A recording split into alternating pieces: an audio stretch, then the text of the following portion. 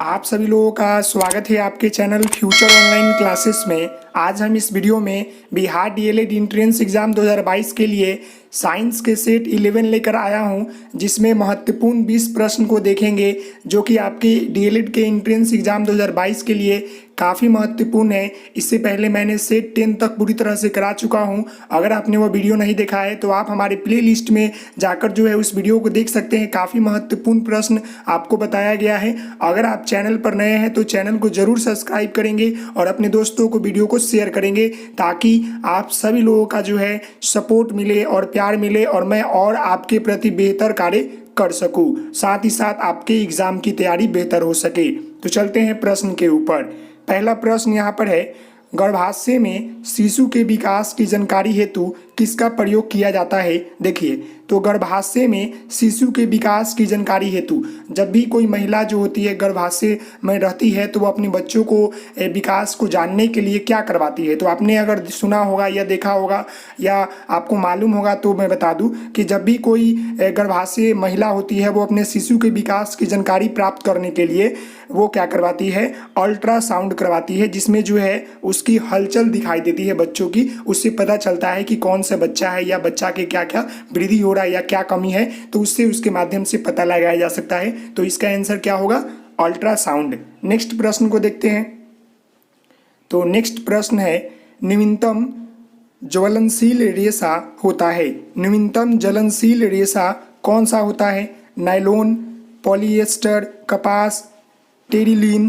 तो निम्नलिखित में से जो होगा कपास जो होता है, जिसको हम लोग सूत बोलते हैं, वो सबसे न्यूनतम ज्वलनशील रेशा होता है, मतलब फाइबर होता है। तो इसका आंसर क्या हो जाएगा, ऑप्शन आपका सी होगा। नेक्स्ट देखते हैं। तो नेक्स्ट आपका प्रश्न है, कोशिका में राइबोसोम्स का मुख्य कार्य क्या है। तो कोशिका में जो राइबोसोम्स होता है उसका मुख्य कार्य होता है प्रोटीन संश्लेषण करना। तो इसका आंसर क्या हो जाएगा, ऑप्शन बी हो जाएगा। नेक्स्ट प्रश्न है, इंद्रधनुष उत्पन्न होता है। तो इंद्रधनुष जो होता है मतलब किस कारण उत्पन्न होता है।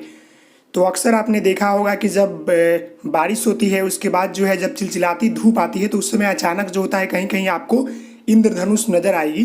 तो यह जो होता है प्रकाश का अपवर्तन और पूर्ण आंतरिक परिवर्तन के कारण जो है इंद्रधनुष उत्पन्न होता है। तो इसका आंसर क्या हो जाएगा, ऑप्शन आपका बी हो जाएगा।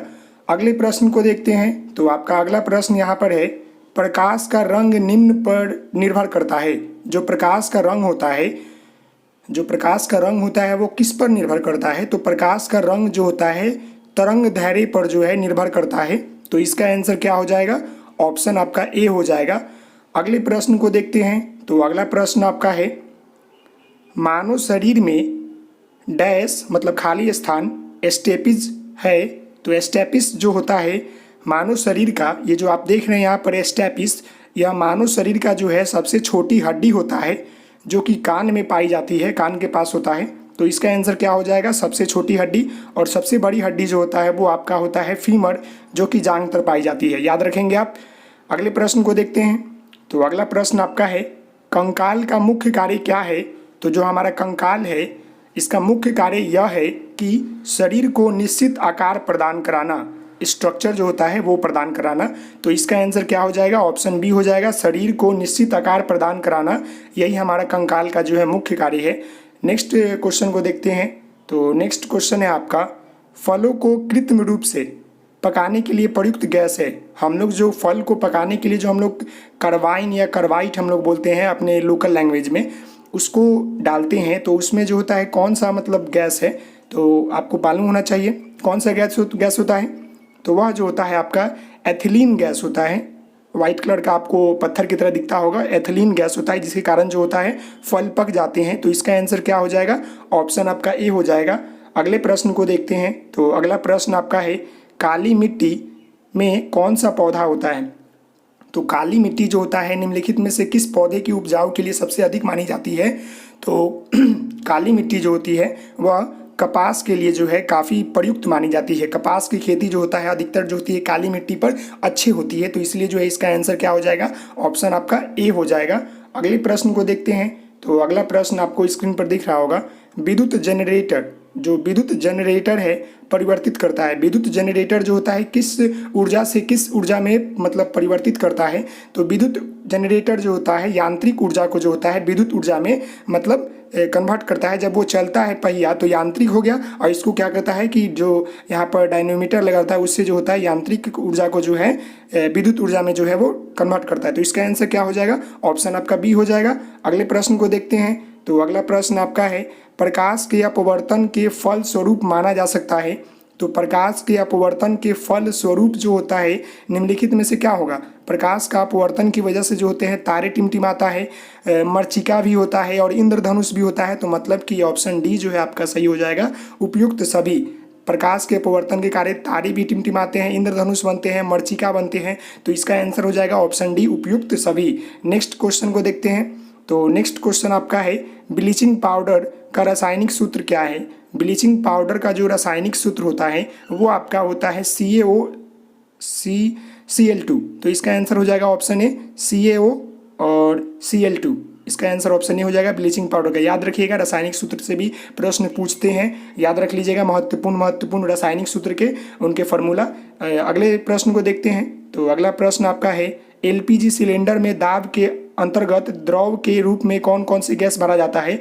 तो LPG सिलेंडर में जो होता है द्रव के रूप में जो है निम्नलिखित में से जो है आपका प्रोपेन और ब्यूटेन, देखिए प्रोपेन और ब्यूटेन दोनों गैस को भरा जाता है। तो इसका आंसर हो जाएगा ऑप्शन डी ए और सी दोनों, मतलब कि आपका प्रोपेन और ब्यूटेन गैस जो होता है द्रव के रूप में LPG सिलेंडर में भरा जाता है। तो इसका आंसर ऑप्शन डी हो जाएगा। अगले प्रश्न को देखते हैं। तो अगला प्रश्न आपका है प्रकाश संश्लेषण में पौधे कौन सी गैस का अवचूषण करते हैं, मतलब कि कौन से गैस को लेते हैं। तो प्रकाश संश्लेषण में जो है पौधे जो होते हैं वह निम्नलिखित में से जो होते हैं कार्बन डाइऑक्साइड गैस को जो है अवचूषण करते हैं। आगे देखते हैं। अगला प्रश्न आपका है मनुष्य के मूत्र का pH मान कितना होता है। तो मनुष्य का जो मूत्र का pH मान होता है वो आपका होता है 6। तो इसका आंसर क्या हो जाएगा, ऑप्शन आपका बी हो जाएगा। ब्लड का पूछता है तो खून का pH मान आपको कहीं कहीं ऑप्शन में 7 भी दिखेगा, कहीं कहीं ऑप्शन में 7.4 भी दिखेगा, ऑप्शन के अनुसार लगा लेंगे। नींबू का होता है 2.4। अगले प्रश्न की तरफ बढ़ते हैं। तो अगला प्रश्न आपको यहाँ दिख रहा होगा विटामिन सी का सबसे उत्तम स्रोत जो है कौन सा है। तो विटामिन सी का जो सबसे उत्तम स्रोत है वो होता है आंवला से जो है सबसे ज़्यादा जो है विटामिन पाया जाता है। और विटामिन ए का जो उच्चतम स्रोत होता है वो होता है गाजर। याद रखिएगा इसका आंसर तो बी होगा, लेकिन अगर विटामिन ए का पूछ दे तो गाजर लगाइएगा।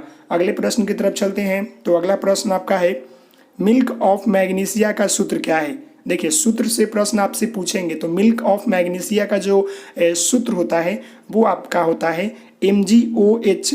तो इसका आंसर हो जाएगा ऑप्शन आपका सी MgOH, मैग्नीशियम आपका मिल्क ऑफ मैग्नीशिया। अगला प्रश्न को देखते हैं। तो अगला प्रश्न आपको स्क्रीन पर दिख रहा होगा केंचुआ का श्वसन अंग कौन सा है। तो केंचुआ जो होता है कैसे सांस लेता है। तो केंचुआ जो है अपने त्वचा से जो है सांस लेता है, जैसे हम लोग फेफड़ा से लेते हैं तो उस तरह वो क्या करता है त्वचा से लेता है। तो इसका आंसर क्या हो जाएगा, ऑप्शन आपका बी हो जाएगा।